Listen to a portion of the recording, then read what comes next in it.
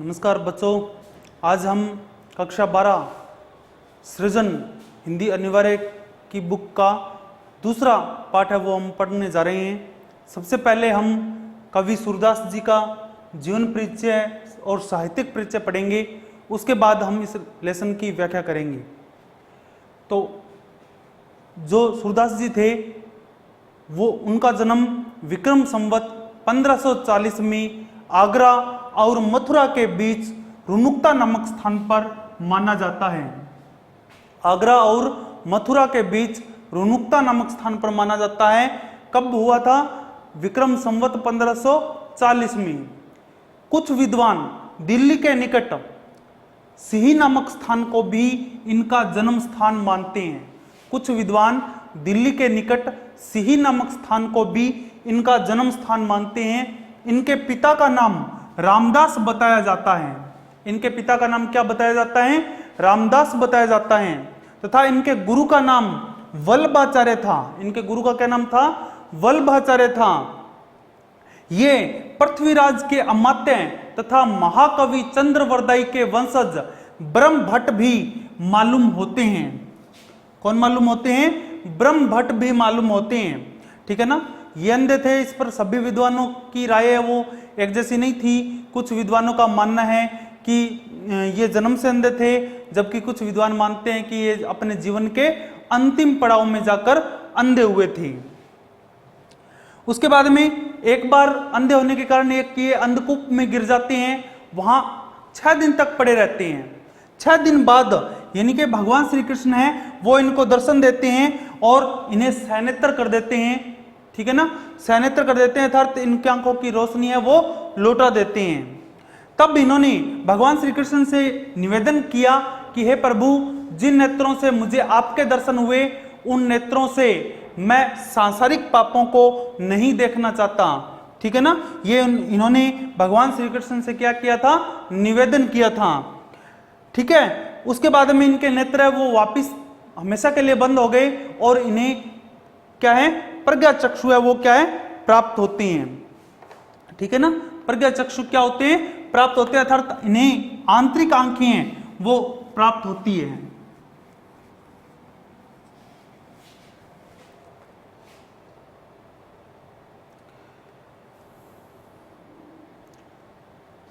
उसके बाद में इनकी जो मृत्यु है वो विक्रम संवत 1620 में मानी जाती है। कहां पर? पारसोली में। पारसोली नामक स्थान है, यहां पर इनकी मृत्यु है वो मानी जाती है।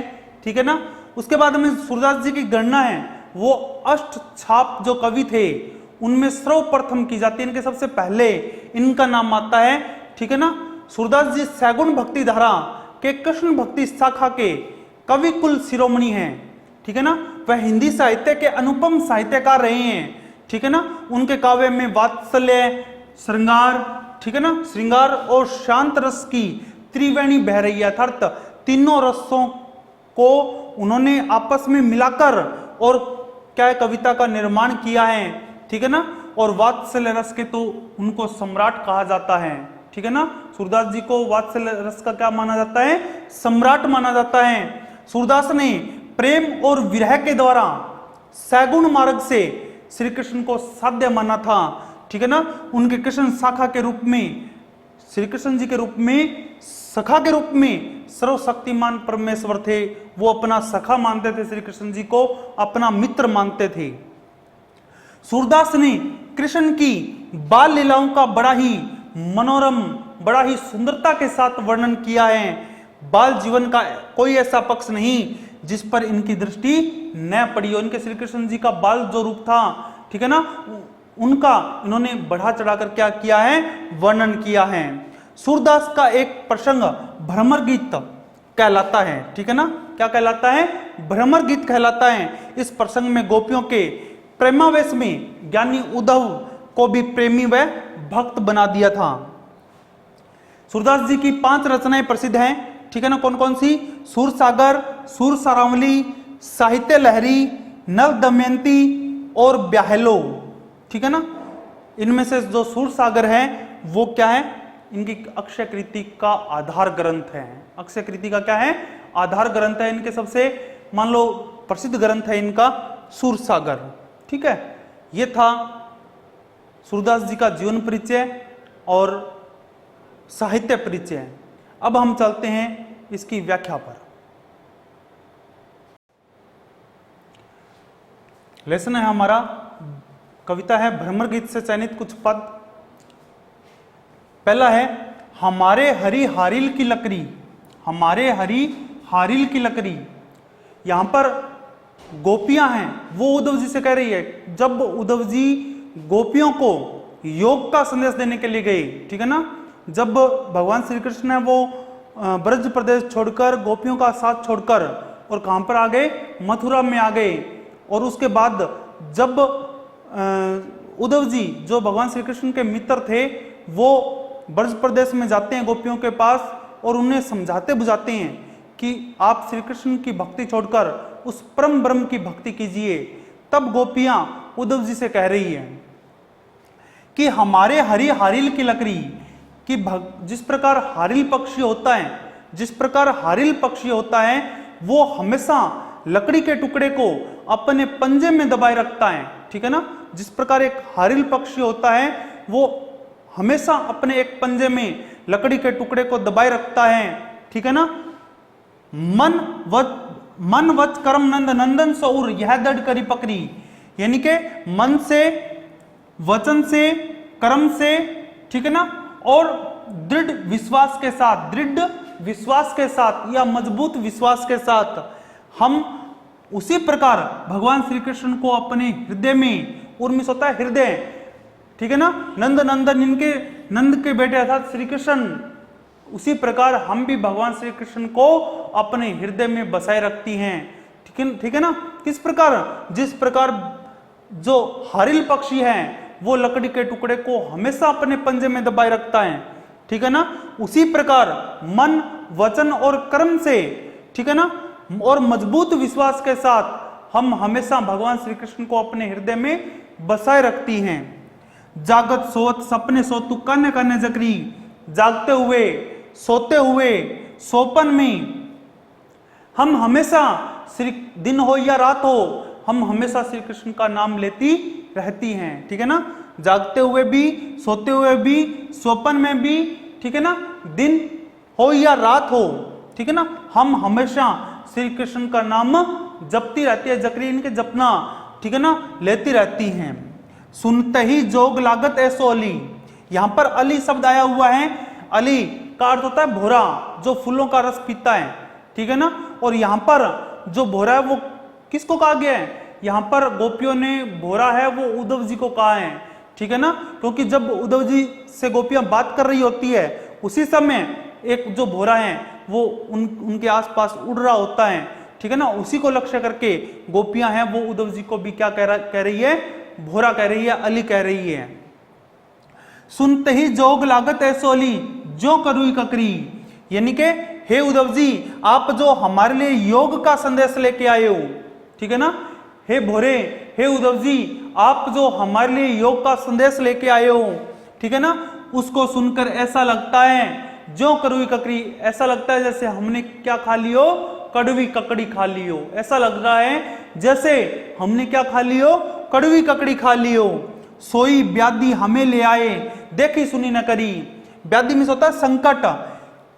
ये कौन सा संकट है उद्धव जी, ये कौन सा संकट, ये कौन सी व्याधि आप हमारे लिए लेकर आ गए हो, जिसके बारे में न तो पहले हमने कभी सुना है और नहीं ऐसे संकट के बारे में हमने कभी मान लो सुना है और नहीं कभी ऐसे संकट को देखा है। यह तो सुर तिन्हें ले दीजिए जिनके मन चक्री। सूरदास जी के माध्यम से गोपियां कहती हैं कि ये योग का संदेश तो उन लोगों को देना चाहिए जिनके मन में चक्री रहती हो, अर्थात जिनका मन क्या रहता हो, चंचल रहता हो, जिनका मन चंचल रहता हो, अर्थात जो दूसरों की क्या करते हैं, चुगली करते हैं। ठीक है ना, ऐसे लोगों को ये योग का संदेश दीजिए। ऐसे लोगों को योग के संदेश की क्या होती है, आवश्यकता है। ठीक है ना, आप हमारे सामने ये योग का संदेश मत लेके आइए, ये गोपियां कह रही है। समझ में आया?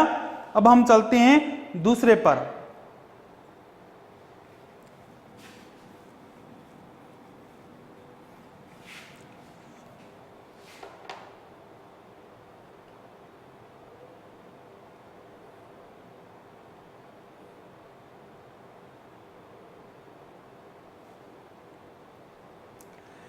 देखो आगे, हम तो दुहु भांति फल पायो।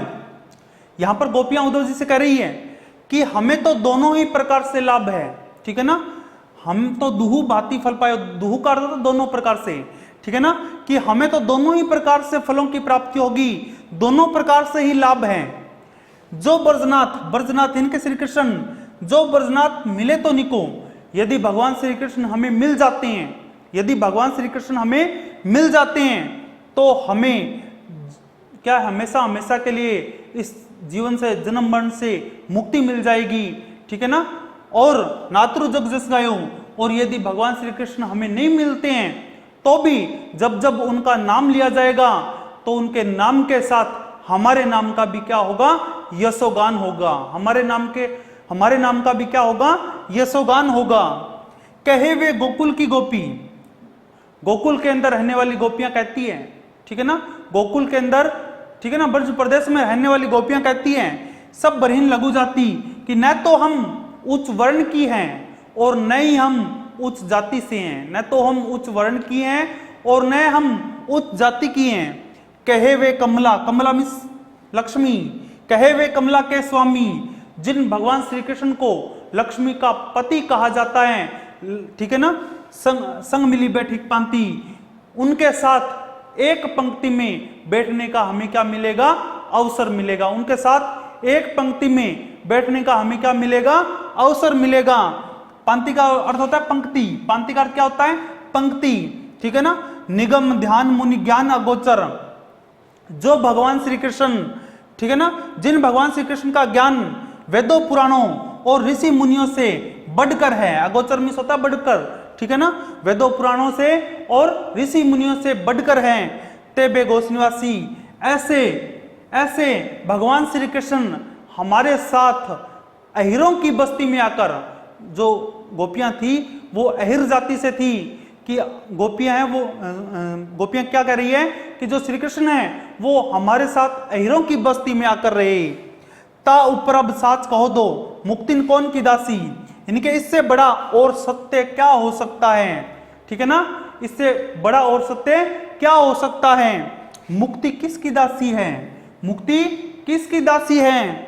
जोग कथा पालागो उधो, गोपियां कह रही है कि हे उद्धव जी, जो आप योग का संदेश लेके आए हो, ठीक है ना, आप जो योग रूपी कथा हमारे को बार बार बता रहे हो, ना कहूं बारंबार, उसे आप बार बार हमें मत सुनाइए, उसके बारे में बार बार हमें मत कहिए, ठीक है ना। सूर श्याम तजी और भजे तो ताकि जन्नी छार, सूरदास जी के माध्यम से गोपियां कहती हैं कि जो भगवान श्री कृष्ण की भक्ति को छोड़कर किसी अन्य देव की भक्ति करता है, वो व्यक्ति अपनी माता को क्या करता है, लज्जित करता है, ठीक है ना। जन्नी मिस होता है माता, ठीक है ना, अपनी माता को लज्जित करता है, अपनी माता के दूध को क्या करता है, लज्जित करता है, ठीक है ना। ये है सेकंड पैराग्राफ, समझ में आया। तो अब हम चलते हैं 3 नंबर पर, 3 नंबर करेंगे अब, इसके बाद में हम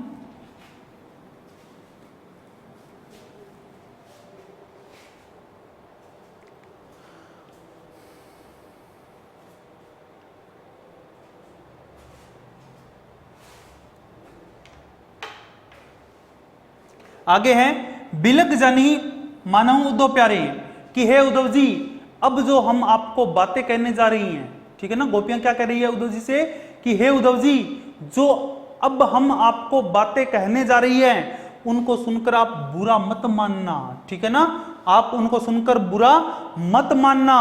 वह मथुरा काजल की कोठरी जे आवी तिकारे, यानी कि मथुरा है वो काजल की कोठरी के समान है, मथुरा है वो क्या है, काजल की कोठरी के समान है, वहां से जो भी आता है वो काले रंग का होता है, ठीक है ना। नहीं मान लो कपटी, ठीक है ना, कपटी स्वभाव का होता है, ठीक है ना, झूठ बोलने वाला होता है, ठीक है ना। तुम कारे, जिस प्रकार हे उद्धव जी आप काले हो, अर्थात आप हमारे से भगवान श्री कृष्ण की भक्ति छुड़ाने के लिए आए हो, आप हमारे से क्या करने के लिए आए हो, भगवान श्री कृष्ण की भक्ति छुड़ाने के लिए आए हो, ठीक है ना। आपका जो मन है वो कपटी स्वभाव का है, ठीक है ना। सुफलक सुतकारे, अक्रूर जी जो भगवान श्री कृष्ण के मित्र थे वो भी काले थे, क्योंकि वो झूठ बोलकर भगवान श्री कृष्ण को यहाँ से मथुरा ले गए थे। उन्होंने कहा था कि कुछ समय बाद श्री कृष्ण वापिस लौट आएंगे, लेकिन उन जाने के बाद में वो वापिस नहीं लौटे। कारे मधु भवारे, और जो भोरे होते हैं, जो फूलों का रस पीते हैं, वो भी कौन से रंग के होते हैं? काले रंग के होते हैं। तिनके संग अधिक छवि उपजत कमल एन मनियारे, और उनके बीच में अत्यधिक शोभायमान छवि वाले, ठीक है ना, छवि वाले और कमल के समान नेत्रों वाले श्री कृष्ण का रंग भी कैसा है? काला है, ठीक है ना।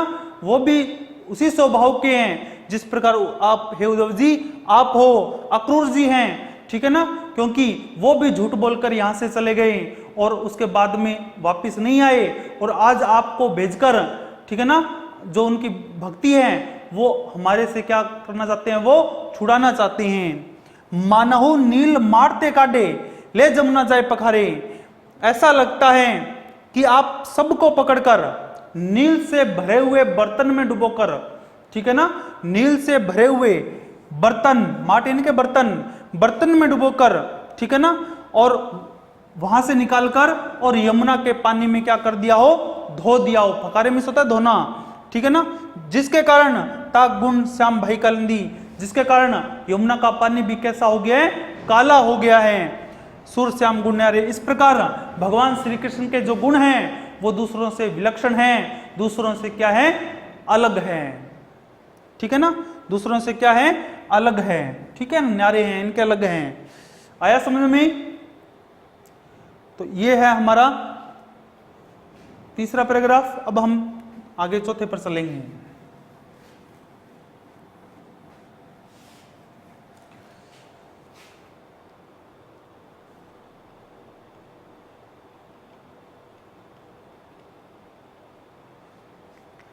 आगे है अखिया हरि दर्शन की भूखी, कि हमारी जो आंखें हैं वो भगवान श्री कृष्ण के दर्शनों की भूखी हैं। हमारी जो आंखें हैं वो भगवान श्री कृष्ण के दर्शनों की क्या है?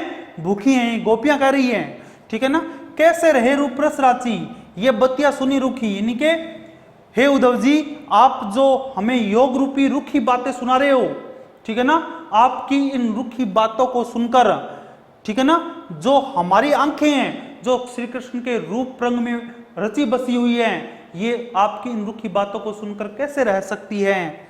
अवधि गणत इकटक मक जोवत, तब इतनी झुकी, ठीक है ना, तब इतनी नहीं झुकी। जब ये भगवान श्री कृष्ण के आने का इंतजार कर रही थी, उनका मग यानी के रास्ता जो है रही थी, ठीक है ना, लगातार उनके आने का इंतजार कर रही थी, एक टकी लगाकर उनके आने का रास्ता जो है रही थी, ठीक है ना, उस समय भी, ठीक है ना, ये इतनी निराश नहीं हुई थी।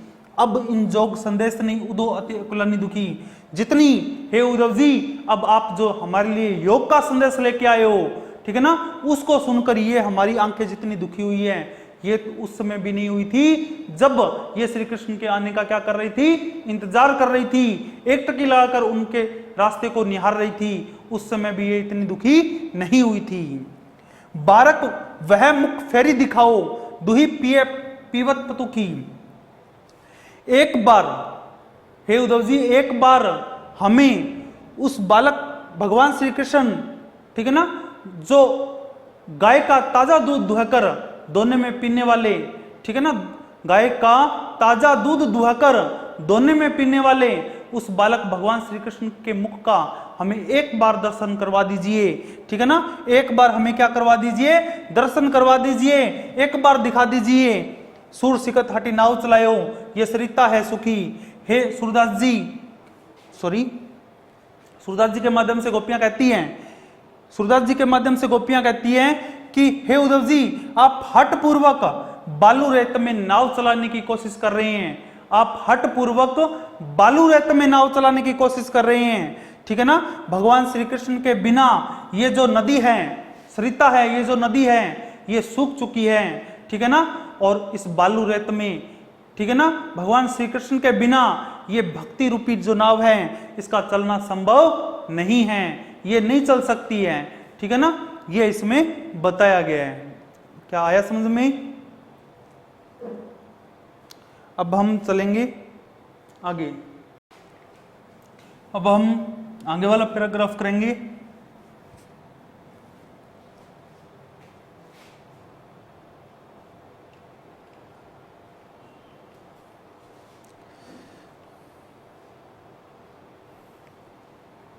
देखो आगे क्या बताया गया है, इसमें बताया गया कि निर्गुण कौन देश को बासी, यानी कि गोपियां अंत में कह देती है कि चलो ठीक है, हम भगवान श्री कृष्ण की भक्ति करने को तैयार हैं, ठीक है ना, लेकिन आपको हमारे कुछ प्रश्नों के उत्तर देने पड़ेंगे। सबसे पहले आपको क्या करना पड़ेगा, हमारे कुछ प्रश्नों के आपको उत्तर देने पड़ेंगे।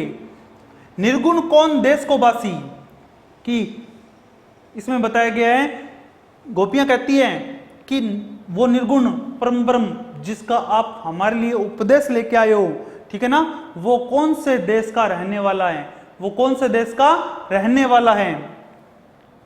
मधुकर, हे भोरे, हे उद्धव जी, हंसी समझाइए, हमें अच्छी तरह से समझाइए। सुहृदय बूझती, इसके लिए हम आपको सौगंध देती हैं, ठीक है ना, साथ इनके आप जो भी बताएंगे हमें सत्य बताएंगे, ठीक है ना, इसके लिए हम आपको क्या देती हैं, सौगंध देती हैं। न हंसी, हम आपकी हंसी नहीं उड़ा रही हैं, हम वास्तव में इनके बारे में जानना चाहती हैं। को है जनक, इनके पिता का क्या नाम है, इनके जो परम ब्रह्म का आप उपदेश लेके आए हो हमारे लिए, ठीक है ना, जो निर्गुण निराकार की भक्ति का संदेश जो हमारे लिए लेके आए हो, उनके पिता का क्या नाम है। जननी को कहित, यानी कि उनकी माता को क्या कहते हैं, उनकी माता को क्या कहते हैं। कौन नारी, उनकी पत्नी कौन है। को दासी, और उनकी दासी कौन है। कैसो बरन भेष है कैसो, उनका रूप और रंग कैसा है, उनका रूप और रंग कैसा है। कही रस के अभिलाषी, और वो किस रस के अभिलाषी हैं, वो किस रस के क्या हैं, अभिलाषी हैं। पावे गो पुनि कियो जो आपनो जोरे, कहोगे गासी, यदि आपने कुछ भी असत्य बताने का प्रयास किया तो आप उसका परिणाम भुगतने के लिए क्या रहना, तैयार रहना, ठीक है ना। आपने यदि कुछ भी असत्य बताने का प्रयास किया तो आप उसका परिणाम भुगतने के लिए तैयार रहना। सुनत मौन हवेर है गयो ठगोसो, सुर सबे मतिनासी।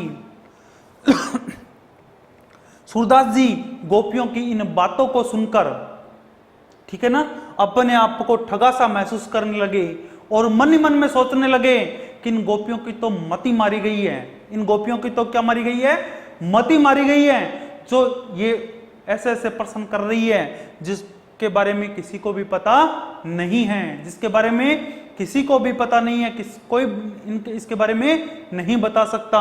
इस प्रकार के ये प्रश्न कर रही है, ठीक है ना, मति नासिन की मति मारी गई, ठीक है ना। तो ये समझ में आया होगा आपके। अब हम इसका अंतिम पैरा है उस पर चलते हैं।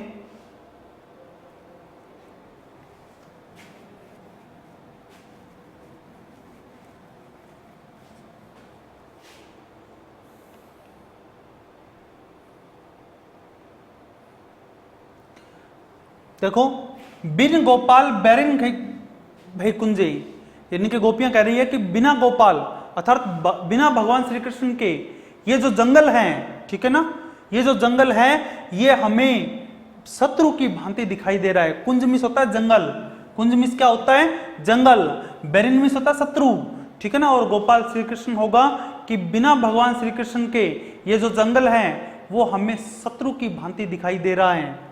तब ये लता लगती थी शीतल, जब भगवान श्री कृष्ण यहाँ मौजूद थे, ठीक है ना, तो उस समय जो ये लताएं थी, ठीक है ना, वो बहुत ही शीतलता प्रदान करने वाली लगती थी, ठीक है ना। अब भई विषम ज्वाल की पुंजे, और अब यही लताएं हमें भयंकर आग की लपटों की भांति क्या है, महसूस हो रही है, ठीक है ना, आग की भयंकर लपटों की भांति, ठीक है ना, ज्वाल की पुंजन के भयंकर लपटों की भांति, ठीक है, विषम का अर्थ भयंकर होगा, ठीक है ना, ज्वाल की पुंजन के आग की लपटें, ठीक है ना, कि अब वो हमें भयंकर आग की लपटों की भांति महसूस हो रही है। वृथा बहती जमुना, इनके भगवान श्री कृष्ण के बिना यमुना नदी का बहना व्यर्थ है। खग बोलत, पक्षियों का बोलना व्यर्थ है। वृथा कमल फूले अली गुंजे, इनके कमल के फूलों का खिलना और उन पर भौरों का गूंजना क्या है, व्यर्थ है। ठीक है ना। पवन पानी घनसार सजीवनी, पवन पानी घनसार सजीवनी, हवा का चलना व्यर्थ है, पानी का बहना व्यर्थ है, कपूर, घनसार का अर्थ होता है कपूर, कपूर का जलना व्यर्थ है, संजीवनी दधिसुत किरण भानु भई बुंजे, और जो चंद्रमा की जो अमृत के समान जो किरणें हैं वो भी अब सूर्य की भांति, जो सूर्य की जो गर्म किरणें हैं उनकी भांति हमें क्या हो रही है, महसूस हो रही है, जलाने वाली हमें क्या हो रही है, महसूस हो रही है। ए उधो, इनके हे उद्धव जी कहियो माधव सो, कि भगवान श्री कृष्ण से जाकर कहना, सो विरह करद करी मारंत रुजे, कि जो विरह रूपी कटार हैं, आपकी जो विरह रूपी कटार है वो हमें काटने को दौड़ती है। ठीक है ना। आपकी जो विरह रूपी कटार है, ठीक है ना, वो हमें काटने को क्या करती है, दौड़ती है। सूरदास प्रभु को मग जोवत, मग में होता रास्ता, जोत इनके देखना कि भगवान श्री कृष्ण का रास्ता निहारते निहारते, सूरदास जी के माध्यम से गोपियां कह रही हैं कि भगवान श्री कृष्ण का रास्ता निहारते निहारते अख्या भई बरन जो गुंजे, हमारी जो आंखें हैं वो सूझकर गुंजे फल की भांति क्या हो गई है, लाल हो गई है, गुंजे फल की भांति क्या हो गई है, लाल हो गई है। ठीक है ना। ये इसमें बताया गया है। तो गुंजा होता है वो एक फल होता है। ठीक है ना। तो समझ में आया होगा लेसन आपको। ठीक है ना। ये इसकी व्याख्या थी।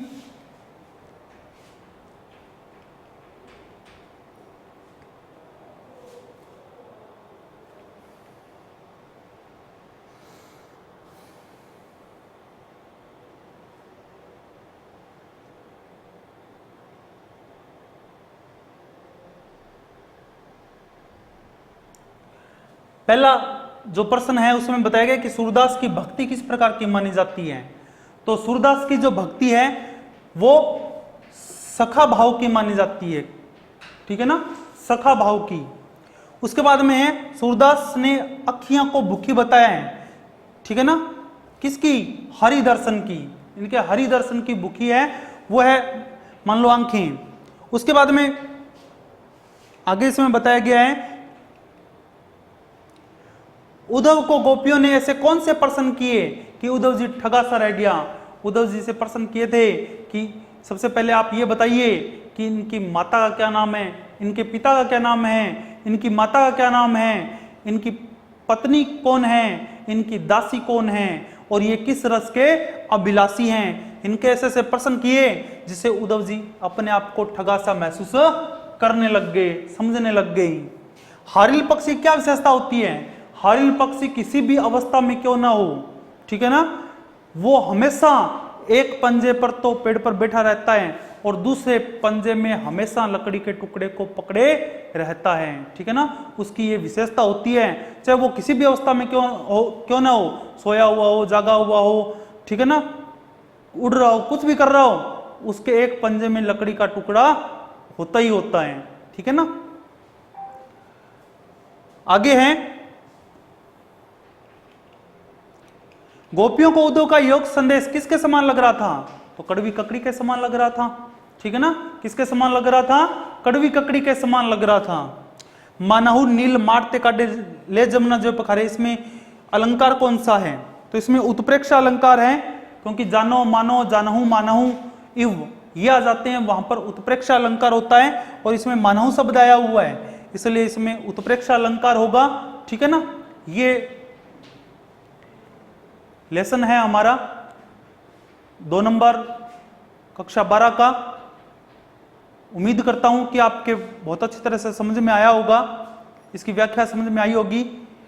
और आगे हम अगली वीडियो में तीसरा लेसन इसका करेंगे। तब तक के लिए नमस्कार।